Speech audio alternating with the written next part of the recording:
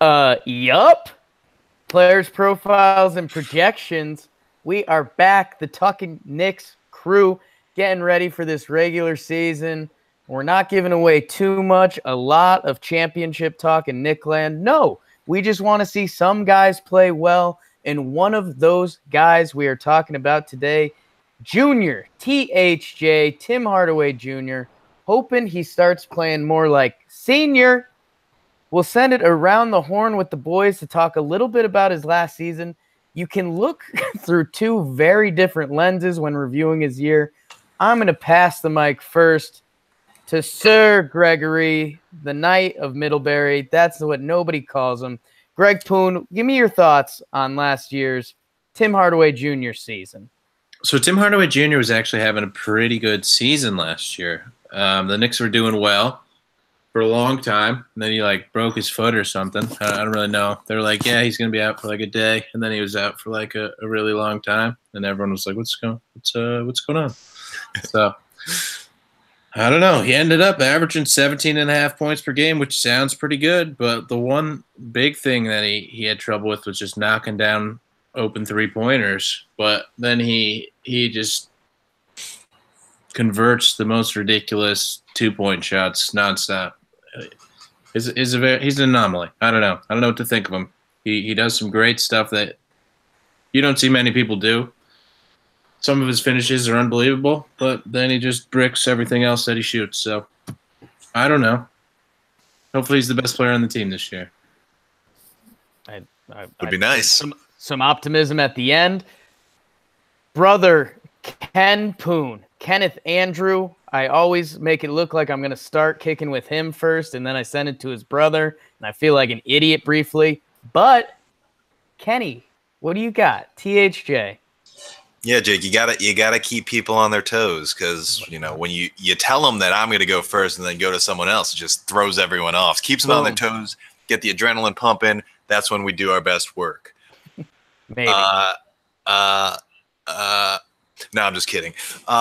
So Greg is right, as usual, about all that stuff because Tim Hardaway Jr. had, to start the season, he had a bunch of strong games, but he also had a bunch of bad games throughout the season, and his problem was that he was just very, very inconsistent. And there'd be times when he'd go off for a night and we'd be like, oh, this is it. He's turning the corner. He's going to, be the player that we thought we were getting, an overpaid two guard, but, a serviceable player and a good, additional piece to have on this team, a good secondary scorer. And then, the next night he'd just go cold and wouldn't be able to make a shot. And, that's the thing that needs to change this year. He just needs to find some consistency. If he can stick around his current scoring averages and just be more consistent shooting the ball, that's great. With KP out, I'd like to see him bump up those statistics, earn some of that money that we gave him. But we'll see. We'll see how it goes. I'm hoping with the new change of coaches and the hopefully more free-flowing offense, he'll have more open shots and be able to bump up his shooting percentages. Kenny loved it, and to the final of the Talkin' Knicks Big Three, Tommy Stats, Tommy Two-Tone, Tommy What Do You Know, Tommy Wogoslowski, Tom. Guys, Tom. I'm here. Good to be here. I'm looking forward to us doing some of our best work. I'm going to try and live up to my name here, Tommy Stats. I'm going to throw one out. Tim Hardaway Jr., he definitely went through one of the colder shooting slumps I can remember seeing from such a high-volume guy. He averaged just over 7 3-pointers attempted per game, which was towards the top of the league. But in terms of volume, there were 89 players who shot at least 300 3-pointers. 89 players shot at least 300 3-pointers, and Tim Hardaway Jr. ranked 87th of that crew. Not good company either towards the bottom of that list. Russell Westbrook was at the bottom, Jake's boy, and then second to the bottom was Dennis Smith Jr. So it was not pretty shooting the ball for someone who I think of as a very strong shooter, and I don't see that being repeatable. Just that kind of just that cold streak, that slump. That's not the kind of player that Tim Hardaway Jr. is. I don't think that's not what he projects to be. So I'm optimistic this year that he'll have a better all around season. And I'll bring out my wizard wand and tap all of you on the head because I liked a little bit of what everyone said. Tom, obviously the efficiency. You can't 31% from three. That's not going to cut it. Also, he dropped to 42% from three, but we kind of thought that would be coming because we knew he'd be more of the focal point with the Knicks. With the Hawks, he kind of snuck into that scorer role to the end of the roll that got him paid by Los Knicks. Kenny, you mentioned Coach Fizz, and I think that could be a big thing. We're not going into a Hornacek rant now, but I wouldn't say he was one of the top coaches last year. Fizz is supposed to be a player's coach, free-flowing, all the hot-button words you want to hear about a new coach. That could be huge for Timmy. And, Greg, you kind of touched upon it a little bit. This guy, he was 25 last year. He hit his career highs in points, rebounds, assists, and he showed a lot of good. And we laughed early in the year because we were getting our feet wet, and we talked about him missing so many open threes. He would basically played like that kind of NBA era that was MJ passing it to LeBron, where all these mid-range, hand-in-your-face shooters, Marbury, Starbury, all the two guards, Bad Joe Johnson before he kind of came useful again. I don't know. It seems like a lot's there, but at the same time, there's this fear that we're not going to see any growth. So, Greggy, spinning it back to you. I mean, what can be the highs and lows for Tim Hardaway Jr. this year? I mean, I think it just comes down to efficiency. He's just got to be knocking down threes, and I think that'll open everything up for him if he does that better. I mean, with the Hawks in his last year, he shot 35% from three, which is still you probably want to be at 38 to 40. I mean, 40 is pretty wishful thinking. But if he was at 38, that's where they want him. I mean, as a rookie, he shot 36% from three. And so ideally he would have progressed since then, but it really hasn't happened. So is it going to change? Hopefully this is the year. Otherwise, this might just be who he is. I don't know. And Ken, kind of the same question to you. And I think something that I think a lot of people have split opinions on is, THJ, you see the stats go up and KP is out and he's getting more attention, but he's getting more of a usage rate and all that stuff. I mean, do we think with better guys on the courts, we're going to see the percentages naturally go up because he's going to get less attention? What do you think on that? And I mean, where are you on THJ and what he's going to do this year? Yeah, so I think the personnel thing is a real thing because the Knicks, they just didn't have any creators last year. So he wasn't getting, driving dishes for wide open threes, and the few times that he did get those, he wasn't making them. If the Knicks can get some creators out there and set him up so he's not being forced to create his own shot, I think it's only going to help his statistics. And kind of somewhat to what Tom said earlier, he had a career low in three-point percentage last year on a career high of attempts. So he shot 31.7% on 7.2 attempts per game. And at some point, you have to have regression to the mean, or I guess in this point, aggression to the mean. Not sure what the right word is there, but I think those statistics won't stay. He's gonna bump up his percentage. I don't know if it's gonna get up to 38% like Greg's hoping for, just because that's not what he's done in his career. But I think getting up to 35% is attainable, which is it's decent. At his level of volume, you'd like more, but it's decent. So I think this year there's a good chance that I don't think he could be less efficient, I guess is what it comes down to. And now that they have a few other guys, like they have Trey Burke on the floor now who can create a little bit. He's not much of a passer, but he can create some space. And they have, hopefully Frank has progressed, and they have Hazonia who can shoot it a little bit. So they have more guys to space the floor. And I think that's the key in today's games is you just have to be able to space the floor and get open. If he can get those, here's to hoping he can knock him down. And I think he can at a higher clip than he has in the past. Yeah, and Kenny, I agree that THJ's role will definitely involve spacing the floor. But with the contract the Knicks gave him, I have to think he has to be counted on for more playmaking of his own. So yes, he will benefit from others playmaking for him, and hopefully his efficiency should go up. But I don't think it's asking too much for him to be a secondary creator. And I know I'm going to mention these stats on every one of these player preview podcasts. But so yeah, I'm writing for the Basketball Index, and they've created these grades based on players' talents. The whole purpose of them is to try and strip away kind of context, how these players are being used in schemes, and really focus on these players' individual talents. And Tim Hardaway Jr., he really struggled in the playmaking category, especially among secondary creators. So he was a C- there, and one-on-one he actually graded out to an A. So he actually benefited a little from creating on his own, kind of like going back to what Greg said early on. He finishes shots that you don't expect him to, but it came down to creating for others where he seemed to really struggle. And with so many young point guards on the team, I think he's really going to be counted on to do that this year again too. And it really does feel like, and well, again, I feel a lot's going to tie into what Fizdale's offense ends up looking like.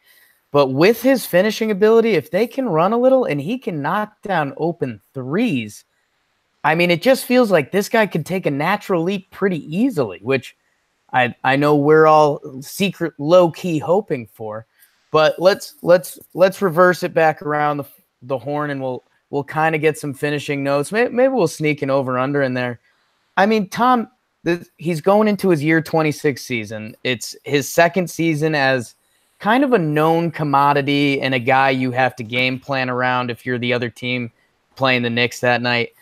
I mean, do we think this guy can take another leap? Do we think he can, I mean, I don't want to gasp, but, approach almost all-star level in the East? I think that kind of leap would be, that'd be like Victor Oladipo style. Like it's just so rare to see that kind of leap in one season. I'm not saying he's hit his ceiling by any stretch. I mean, obviously, if he just hits his open threes, his value goes up tremendously.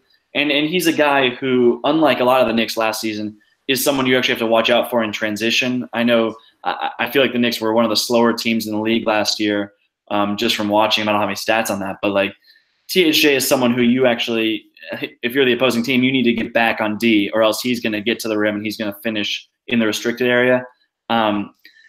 If he could just get his 3-point percentage up and continue to attack like that, he's going to be a very valuable offensive player. Defensively, I haven't heard him referred to as much more than average on that end of the floor. But if he can become more of a lockdown perimeter defender, borderline all-star snub, maybe all-star snub is his ceiling. But I like that. I don't hate that. I like that a lot. Kenny, reverse. So a lot of what Tom is saying makes sense to me. I think if he, I want him to be shooting better is what it comes down to. And I've said that a lot, and I'm feeling a little bit repetitive. But, he is getting a lot of shots, and he got paid like he's going to be the second star on a team. And he, frankly, the historical stats didn't really back up everything that happened. Like the way that the Knicks justified it was saying that, yeah, he's paid as like the 12th highest shooting guard in the league, and he's probably that, which didn't really make sense because there's just a lot of shooting guards who are a lot better than him, and he was never like a top player on any team that he played for. So it's similar to the Jerome James situation where not as extreme, but he had a very good end of the year, and that's what the Knicks were hoping they would see. So I'm just not sure if that's the player he is. Maybe this is getting a little too pessimistic, but if he can bump up those percentages, if he can shoot, 35% and just play solid defense on this year with, no one's taking shots from him, right? He's going to be getting as many shots as he wants or needs. So like he could average he could average 20 points a game. If he could get to 35% shooting and play some defense, like Tom said, I think he can be that all-star snub that, the Knicks have been waiting for. Huh. All right, I got something to say. So Yeah. I'll lead off by saying there's going to be 0 All-Stars on the Knicks this season. Wow. What? That's Greg, not this is a Knicks pod, dude. that's not news. I want you all to know that. Fact. And then secondly, in his first 4 seasons, Tim Hardaway Jr. started 62 games combined. In his last season with the Knicks, he started 54. So, Does that include the D-League stint? no. That was a joke because he got sent down to the D-League. Wow. So, Tough. I mean, they really paid this guy who's he played in 79 games and started 30 in his last year in Atlanta. So that's a lot of money for this guy. And then basically the contract is what lifted all these expectations on him instead of just looking at what he's been doing in the past. So if he wants to live up to the contract, then he's got to ball out. But if he is what his stats say he is, I feel like I've been very pessimistic about him in this podcast. But maybe this deep dive into the stats has made me just realize what's actually happening. Yeah, Kenny was asking me about sort of his stats on wide open threes versus open threes, and I just pulled those up real quick. So Tim Hardaway Jr. took 2 wide open 3-pointers a game last year, and he actually hit on 41% of those, which is solid. It's not incredible for wide open, but it's not embarrassing. The problem is he took about 4 open threes per game, and he only hit 31% of those. So pretty bad. It's pretty bad, yeah. If you're taking 4 open 3-pointers a game, so NBA.com defines open threes on being 4 to 6 feet from the closest defender. So, if he can get that 31% on open 3-pointers up, which is very doable, then he's gonna be more valuable. But yeah, the All-Star talk was pretty outrageous. And maybe it's a year late to be having this conversation, but I feel like he got paid like the second star on the team when he's more up for the role on a good team of, the bench scorer who's just going to come in and be a gunner. Like, I just don't know that he is the right guy to be the second guy on a good team. Well, and that's kind of where I started with the 2 lenses, because I think you guys have hit on a lot of it, and I came out a little aggressive with the All-Star talk. But again, so his age 25 season, it's his first time getting more than 27 minutes a game, or getting more than 28 minutes a game, excuse me. And he's taking a lot of shots. He comes into New York. In his first games, the team's playing pretty solid. We saw Kristaps really take off. And Tim he was playing okay. He was kind of where his numbers finished the years at, but we saw him missing these open threes. And you start to get those wide eyes as Knicks fans, as you start to do early in the season. Can we compete for a 6 seed? And then TFA, things fall apart. But I don't know. I love storylines. When I fill out an NCAA bracket, that's where I like to picture a storyline, an old coach facing their old team when I have to flip a coin or whatever. I don't know. I just think it would be odd if this guy going into his age 26 season, who took a little time to develop with the new coach, if he takes a step back, I think that would be more surprising than him taking a step forward. But absolutely. So there's some positive stuff, guys. But let's finish it like we've been doing it with a quick over under. We'll go to Greggy first. How about this? Tim Hardaway Jr. KP out to start the year. How about 19 points per game? I will take the under, but not by much. I think he's going to be over 17.5, which is what he had last year. So I'm really giving myself a pretty tight window there. So like that. So it'll be in that. He'll average 18 point something. Ken? I'm going to take the over on that. Like you said, KP's out, and even when he comes back, I don't think he's going to come back and average 40 minutes a game. So I think they're gonna bring him back slowly. And then who else is taking shots from him? It's going to be Enes Kanter. It's going to be Kevin Knox. It's going to be Trey Burke. Like, Tim Hardaway is going to get as many shots as he wants. So, and like we said, his shooting numbers have to increase. Like, there's just no way that it's sustainable for him to shoot that poorly. So I have to imagine he's going to average more than 19. Tommy. Kenny, you think he's going to be a 20-point per game scorer? I more than 19. There's a 1-point window there where he's not a 20-point scorer, but yes. You and your brother really paint yourselves into Really? corners. I'm glad. I was going to make it 20. I jumped down to 19 at the last minute, and I'm very happy I did. Tommy. I'm going to take the under here. I think he'll be right around his last season's average, but I think that this team is going to be given a lot of minutes to the young guys, a lot of opportunities to guys like Kevin Knox to get some shots up. It just seems to be kind of what Fizdale values. I mean, Courtney Lee's going to be hopefully taking some shots too to help the younger guys along, like we've talked about. But I'm going to go under. I think he'll be right around that 17.5 average. Well, I guess it's a little hot take-ish. I think he's going to get there. I just think improvement makes sense from the new coach to his age and how his career has progressed. And I just think when this team needs a bucket, again, Kenny touched upon it. Look around the horn. ISO to Hazonia. I mean, I think Trey Burke's going to push it. Kevin Knox is going to be young to start. So I don't know. Tim Hardaway is going to be one of the big players to watch this year. And I hope you guys enjoyed listening to us gab about it. This was Talkin' Knicks, PPP for Tim Hardaway Jr. If you could, leave us a 5-star review. And, hey, if you're checking into this one, listen to some of the others. And we hope to catch up with you some more during the season. So, thank you. Knicks tape. Were we too negative on Tim Hardaway Jr.? It just happened. I was. I was don't pretty think negative. so.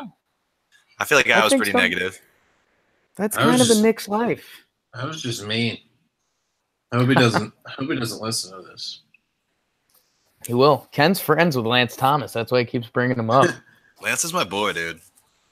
Do you guys want to bang out another one quick, or we too Who we close gonna to talk about? bedtime? Who do I we have mean, to talk about? We could do Mitch Rob. It would be like a 10-minute-er, I'd think. You could go on. We're gonna say this guy is an unknown. Tall. I mean, I don't know. I think Mitch 7'1". Robinson turns into more hopes and dreams a little bit. 7'4" wingspan. We could talk about the possibilities. Damn, this roster. Holy shit. Should have said that on the air. These shoes. We're still live, so. Oh, hot mic. These shoes. In these shoes. Can make that a part of the intro. Guys, I'm gonna lose in fantasy because someone just decided not to play today. Yeah, dude, that's a bummer because I could have used Mac losing. Chris Carson. Chris Carson, yeah. Just So decided to play today. I subbed him out, but Yahoo, it was like one of those one-bar internet things. So it showed my phone, it subbed him out, and then I checked 15 minutes in, and they didn't. So it's like, oh, life sucks. Yeah. Crazy how you can let fantasy football affect you. Yeah. It's So no good, man. let's just bang out Mitch Rob. It could be 10 minutes, but we'll be silly, have fun with it. Anyone with the Summer League stats? Yeah, we'll pull those talk- up. I'll bring up his probably Wikipedia. Probably talk about just like best case scenario, what he could be in the future. Yeah. Well, Worst case scenario. Bless you. Wiki. Didn't he set a record for like blocks per game or something? The rumor is his D's pretty good, and he showed. Oh boy, he showed some bounce in the summer league. I recall that. Yeah, he had some ridiculous blocks where he blocked threes. He just came out from under the hoop and blocked threes on like the most ridiculous closeouts I've ever seen. Robinson. Most blocks per game in the summer league. He set a record. Is there just like summer league stats somewhere? That's what I'm looking on for. NBA.com. Tom, maybe if you want to take an angle, find some like Knicks team stats and maybe spin it into that they're hoping he can bring something on defense. Yeah, I mean, last year the Knicks were actually pretty good at defending the rim because Kristaps is so freaking good at it. He's like right, one of the best in the league. So Yeah, all right. I found his stats, but I don't have anything to compare them to because it's just is it 5 meters. 25 minutes, 13 points, 10 rebounds, 4 blocks? Oh yeah, Yeah, 1 steal, Okay. rounded, 0 assists, 0 assists. We like that. He can learn that from Cantor. That's solid. All right, I'm ready. We're all going to be going off of these stats. That's funny. I'm literally just watching his highlights in the Celtics Summer League game. He had 17 points, 6 blocks, 3 steals. There's one block that he blocks a 3-pointer. I think it's the Celtics game where literally when he catches it, the guy catches it, he's under the basket, and by the time he shoots it, he's being blocked by Mitchell Robinson. Like it's ridiculous. I just saw it. Like you should pause it when he catches it and look where Mitchell Robinson is standing, and then watch him block it because it's crazy. Okay, I'll do that right now. Okay, and I've got some good stuff from his wiki.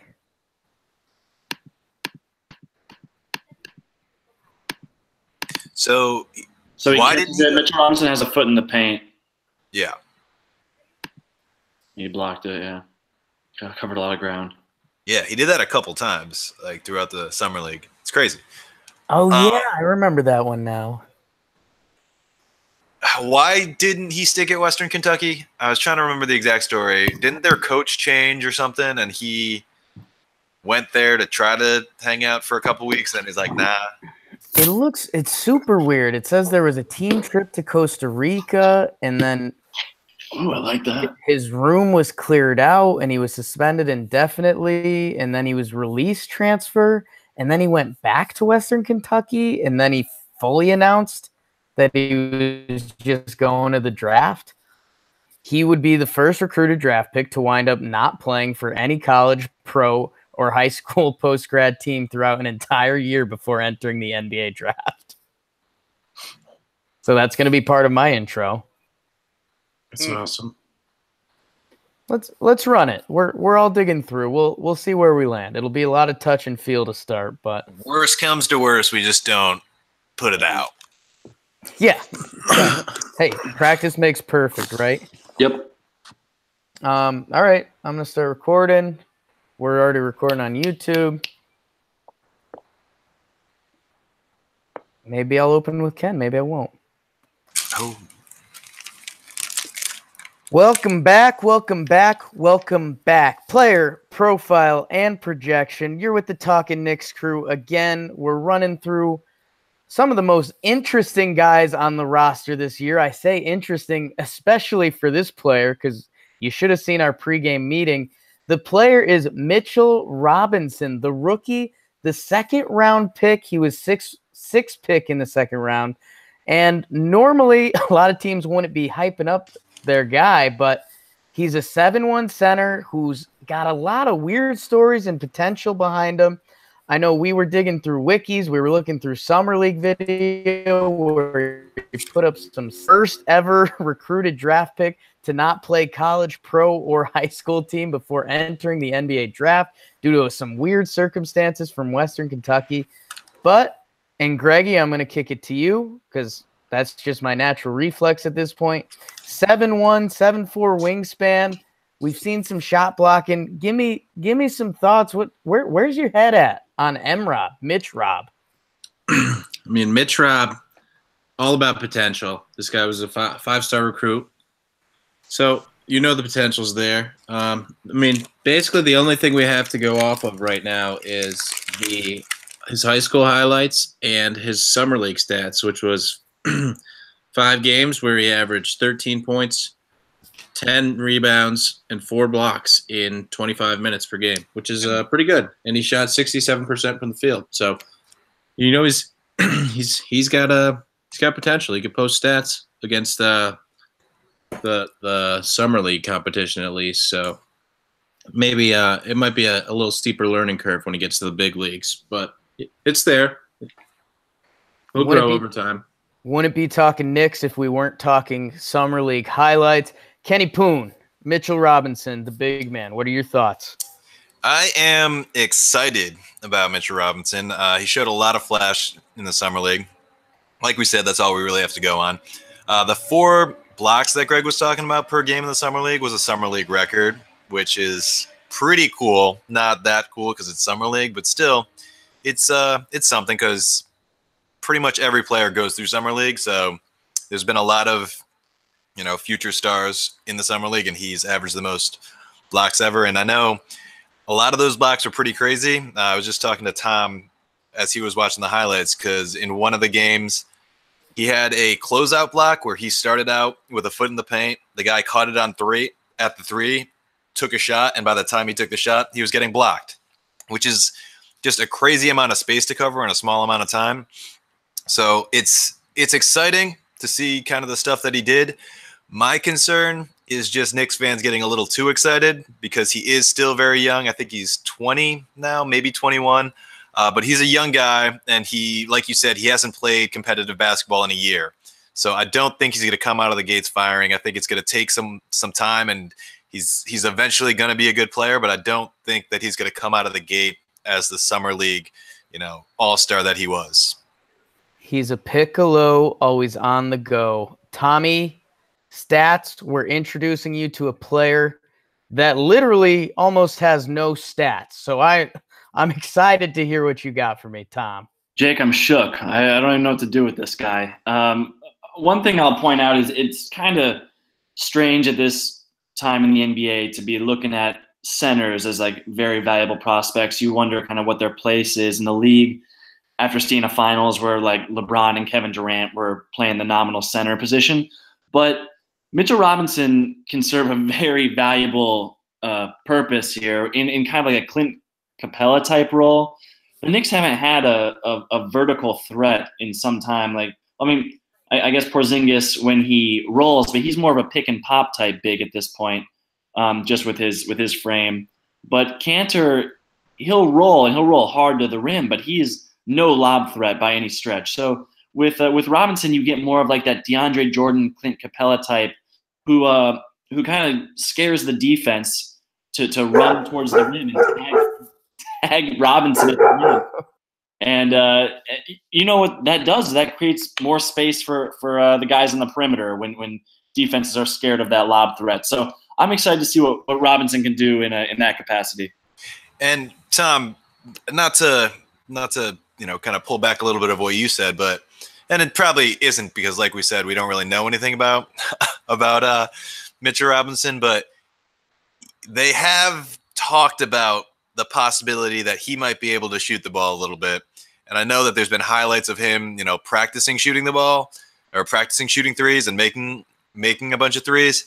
His form is a little unorthodox, and I feel like he has more arc on a shot than a shot should ever have. But it went in, and it's a facet of his game that we don't know anything about because he didn't really shoot it in the summer league. But it's something to look out for, and something that if it is a part of his game, it's going to make him a real threat. Being able to shoot the three and be a rim runner, I don't know how many guys there are in the league that can do that. Yeah, I mean, I watched his free throws. They looked smooth, but like you said, a little unorthodox with his release.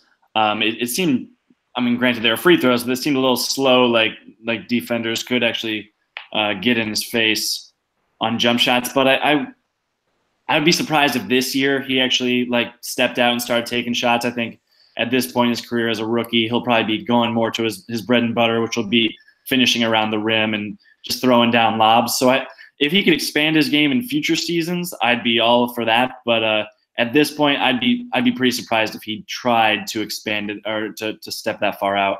It's like you're in my brain, Hambone. That's exactly what I was thinking. And you were talking about fear of rim running, and that brought out the fear in Noodle the Doodle Dog. He let it rip for a minute there. But I think you're exactly right. You have a young guy like this. You want to keep it simple to start. Defense is where they're going to tell him that's where you can make your bread and butter. Alley-oops from hopefully whoever can throw him on the Knicks. And yeah, you're right. Maybe you'll see some corner threes if he earns it later in the year, but I'm not looking for that. And I love coming into the draft, the DeAndre Jordan comparisons, some of the other rim running bigs that can play a little defense. There's some Tyson Chandler comparisons, which we remember him in Knicks land. Greggy, what are we expecting? Because I know when we talk about Enes Kanter, someone dropped the stat that there was something like 35 games he didn't play in the fourth quarter or something like that. And I mean, let's be honest, that's because he was a sieve defensively.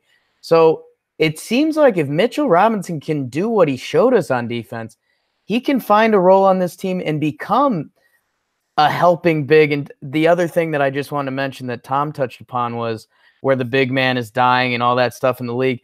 I think we're going to see more of the big man adapting. You're going to have to be able to cover some things on defense.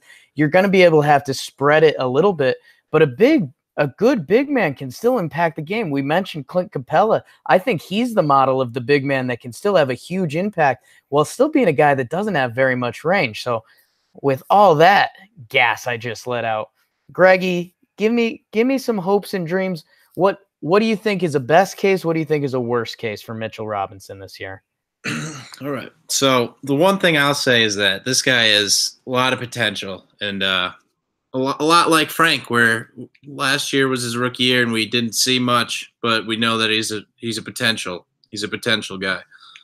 So I don't know if the stats are going to be there this year. So I'm going to read you DeAndre Jordan's rookie year numbers. So he did 1 year at Texas A&M and then got drafted in the second round, like Mitchell Robinson. 4.3 points, 4.5 rebounds, 1.1 block in 14.5 minutes per game. And he played 53 games. So not much there. In his second year, he averaged 4.8, 5, and 0.9. So it takes time with these guys. And then Capella, his rookie year was pretty much the worst ever. So hopefully Mitchell Robinson doesn't do that. I know he started the year missing like a ridiculous number of free throws in a row. And he ended the end of the year shooting 17% from the free throw line. And he only played in 12 games. So we're going to need more than that. But Robinson is very athletic. So like you're saying, maybe he'll be able to switch on defense and guard some smaller guys. So that'd be good. And as long as if he just dunks the ball, which he's very capable of, he could put up, 8 points a game. That's a great point from Greg. Like, I don't think we're going to look back on this season's stats and have a determination of whether Mitchell Robinson's season was a success or not. It's going to be about showing flashes and showing that he has the capability of doing some of the things that we're talking about him doing. And those DeAndre Jordan numbers are really eye-opening. Like, yeah, if Mitchell Robinson averages 4 points a game, that's not going to say one way or another whether he had a good year or not. It's about just showing the steps, showing he's willing to put in the work. I mean, I think what he impressed most people with was his motor in those games, his effort. He was trying so hard on defense, which I know is something that people worry about with guys who have kind of an unorthodox path to the NBA. So, I mean, if he can just work his butt off and play hard on defense and, show some like bright spots, then I think we can look back on this season as a success for him. All right. And I think those first-year DeAndre Jordan stats, I think that's kind of the baseline that I would set. That would be the expectation that I would have. I mean, I think on the high end, if for some reason, Kanter's not playing, then I think Mitchell Robinson's going to be the guy jumping in. And if he's getting minutes, just by the sheer fact that he's out there, like Greg said, he's going to get offensive rebounds and he's going to dunk it whether or not people pass him the ball or not. And so I think he could, in the event that Enes Kanter isn't playing, I think he could get up to maybe 10 points a game. I don't expect that to happen just because it's Enes Kanter I expect to be playing. But I think that's a possibility. And, I don't think the floor is much lower than kind of the expectation, which is those first-year DeAndre Jordan stats, just because there's not a lot of front court depth. So I think he's going to get minutes. He's going to get, 15 to 20 minutes, whether or not those minutes are productive, just because there's not many other choices. And for something that Jake brought up that I think is kind of an interesting question is who is going to take the center minutes in the fourth quarter, just because historically Cantor hasn't played much in the fourth quarter because his defense is bad. Now, Mitchell Robinson is expected to be a good defender, but he's still very young. And the thing about young shot blockers in particular and young, tall, long, athletic guys is they tend to get in foul trouble. So my question is this going to be a guy that doesn't play much during the course of the game and then somehow ends up in the fourth quarter and it's like, go nuts, get 5 fouls if they're out there, but just try to play good defense because Cantor can't? Or is it going to be like, all right, well, we don't want you to get into foul trouble. We don't want the team to have to like blow through their fouls because you don't know how to play defense. So he's going to be a guy that, will play the first 3 quarters and then somehow we end up with Cantor in the fourth quarter. So like, because I don't know who the other option is, whether it's Luke Cornett or we end up with somehow a Hazonia Knox front court in those situations. But it's an interesting question, and it brings up, is he going to be a guy that plays in the fourth quarter? What do you guys think? It's a great question, Kenny. I mean, I'm of the opinion that when the Knicks are fully healthy, that Porzingis is their best option closing out games at center. He's just such a strong rim protector, and his ability to space the floor on offense, just that combo is so deadly and is not common in the league, like you mentioned before. But I mean, until Porzingis comes back, that is a real question mark. Like, who's going to be closing out? Who's going to be playing crunch time minutes at center? Mitchell Robinson, if he can show us what he can do on defense, then it's a very real possibility that he'll need to be out there, because otherwise opposing crunch time offenses will just be attacking Cantor in the pick and roll, and we've all seen how that plays out. So, I'm really curious to see how that ends up, how Fizdale ends up playing that. But one other thing I do like about Robinson is that you don't need to run any plays for him. You kind of touched on that earlier. And that's one of the nice things about these kind of like scavenger bigs, is like the Clint Capellas. They don't need plays run for them. They can take lobs when they're there, but they get a lot of buckets off offensive rebounds, just being around the basket, loose balls, being in scrums. And that's just something Mitchell Robinson can look forward to, I think. Yeah, and then going back to what Kenny said about the fourth quarter center, I hadn't really thought about that. You mentioned Knox and Hazonia playing center, because you picture everybody going small, and then last season when the Knicks went small, it was their 7-3 guy playing center, and they really don't have a center that you would expect to play fourth quarter minutes if it's not Cantor. So I mean, yeah, he could definitely be out there in the fourth quarter too. I don't know. It's kind of a crazy thing because it's neither situation is ideal. Just because he's a rookie, and rookies take a little bit of time to develop, and Cantor just historically hasn't been a guy who is playable in the fourth quarter. So I don't know. It's a tough call, and part of me thinks that it just might end up being Hazonia and Knox, and they go super small. But we'll see how it all unfolds. Do we see a little bit of, oh, hey, everyone, my computer almost exploded. That was pretty neat. Do we think it's going to be – I feel like this is almost a new NBA thing. Like, Mitchell Robinson's going to have nights where Mitchell Robinson gets a full 22 minutes, and then there's going to be a bunch of games where we don't see Mitchell Robinson. Do we think that's going to kind of be a story of his rookie year? I think if Hornacek were the coach, then that would be a very real possibility. I'm hoping Fizdale has a little bit more. I mean, I'm completely open to like trying new things, but hopefully he finds something resembling consistency in his rotations if he finds something that works. So if he can get Mitchell Robinson in a position to be successful, then keep running that back. But I mean, with young guys, of course, there's going to be a lot of fluctuation in their playing time, just as far as with Fizdale being a new coach, especially just trying to figure rotations out, figuring out what works, what doesn't. And it kind of goes back to what I was saying about the fourth quarter, but even throughout the game, there's not many other options in the front court. Like as pure centers, they can either play Cantor, Robinson, or Cornett. And, I expect Cornett to get some minutes, but I think the vast majority of those minutes are going to go to Cantor and they're going to go to Robinson. And so it's not like the situation with Frank last year, just because we had so many guards and so many guys competing for the 1 and 2 spot, that, he didn't have to be out there. Here, this is a guy that just needs to be out there just because there's no one else. And so I think he's going to get relatively consistent minutes. Man, I hope that's true. I mean, there's Cantor, and then there's Robinson, right? And then there's Cornette, I guess, if you want to count him. He's on the 15-man roster, so we can count him. So we can count him, and he may be getting minutes, but long term, I mean, you'd think you'd want to develop Robinson over Cornette. So hopefully he'd be getting the minutes. And I think the only other thing that really came to my mind was we've talked about it. Coach Fizdale's new offense. How much are they going to be running? A lot of hot button NBA words. If Mitchell Robinson can play D and run up and down the court, I mean, that's a lot of what you're asking from a big man. Cantor hustles. I wouldn't say he's athletic getting up and down the court, and then Cornette is going to have some holes in his game. Tom, any final comments about that?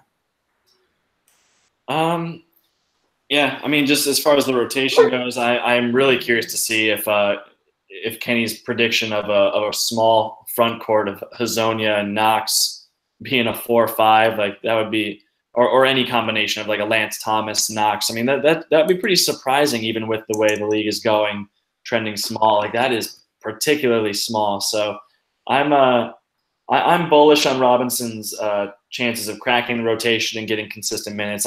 I'm pretty much out on Cornette in general. So as a basketball player, tough Cornette episode on the Mitchell Robinson PPP. Around the horn, over under 5 points per game. Greg Poon. I'll take the over as long as he's just exclusively dunking it. I think he could achieve that. Ken Poon. I'm going to take the under, but just slightly. I mean, I don't think he's going to be getting a ton of shots. Most of his shots, like Greg said, are just going to be him corralling rebounds and dunking. But I just don't know that he's going to have consistent attempts to get much above that.